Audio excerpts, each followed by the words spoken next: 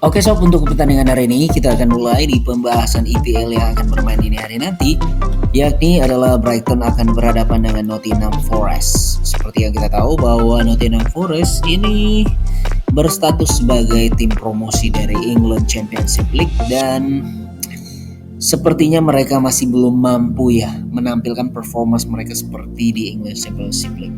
Terbukti Nottingham Forest berada di dasar klasemen dengan torehan 5 angka dari 10 laga, artinya mereka sudah mengalami 7 kekalahan dalam 10 laga serta baru memenangkan satu pertandingan. Dan ini menurut gue sih sob peluang besar bagi Brighton untuk kembali meraih 3 poin, yang dimana dalam 3 laga terakhir mereka sudah 2 kali mengalami kekalahan, bahkan satu hasil seri.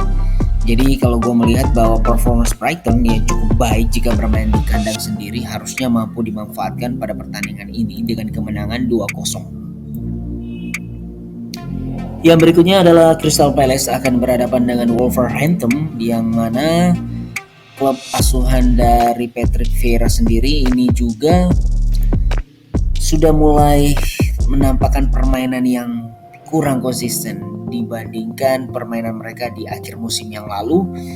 Ini juga disebabkan karena beberapa pemain-pemain penting mereka yang cedera kalau menurut gue ya sob. Tapi kabar baiknya mereka juga akan berhadapan dengan Wolverhampton yang musim ini sangatlah struggle.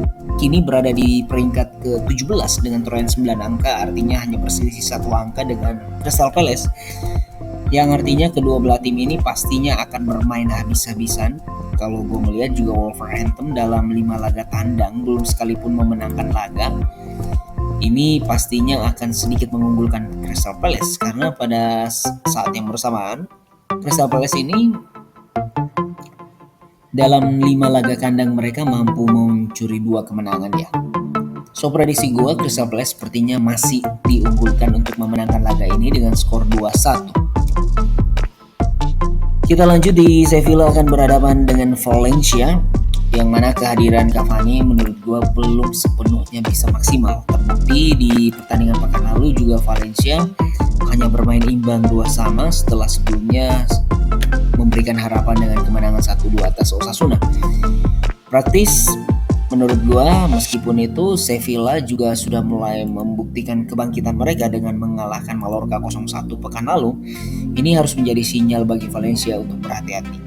Pasalnya Sevilla sendiri juga masih berada di papan bawah menurut gue sob ya. Jadi pastinya mereka akan bermain habis-habisan, apalagi bermain di kandang mereka sendiri. Ini menjadi peluang bagi mereka di mana 4 laga kandang mereka musim ini belum sekalipun membuahkan hasil kemenangan. Prediksi gue melawan Valencia secara histori permainan di mana Valencia juga tampil biasanya buruk apabila bermain sebagai tim tamu.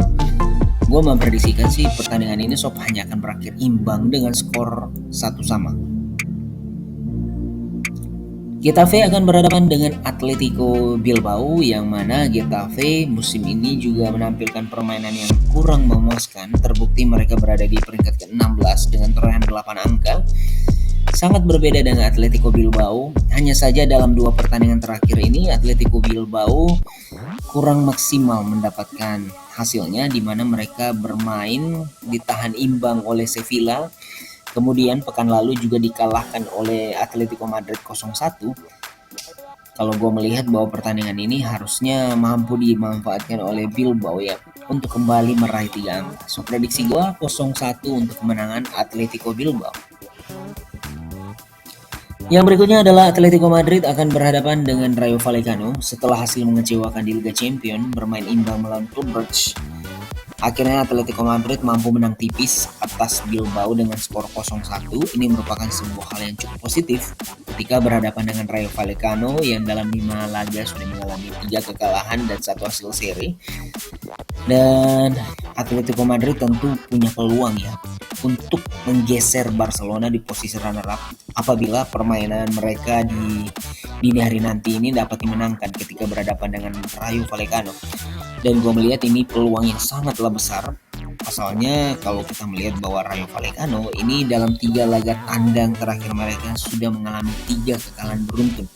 So prediksi gue kemenangan untuk Atletico Madrid dengan skor 2-0. Dan jangan lupa sedang diadakan event yang sangat menarik, udah gue share di layar monitor kalian beserta dengan deskripsinya. Jangan lupa juga untuk terus dukung channel ini ya dengan cara subscribe dan like.